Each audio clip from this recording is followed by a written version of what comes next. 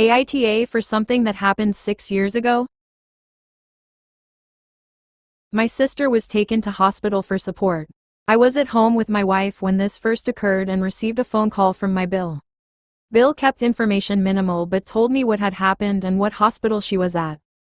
My wife worked at that same hospital and, the following morning, went in for her day shift. A nurse who was working the night shift saw my sister's name on the electronic board but wasn't responsible for her care. This nurse and my sister know each other through their children's sports clubs. The nurse was also aware that my wife is ill. During handover, the nurse asks my wife if my sister is okay. Wife responds, she was in for some MH support. The nurse then texts my sister asking if she's okay. Whilst my wife is at work, I visit my sister at home, who is very upset, saying my wife is telling people about her MH. Sister says she wants to make a complaint against my wife because she broke her confidentiality.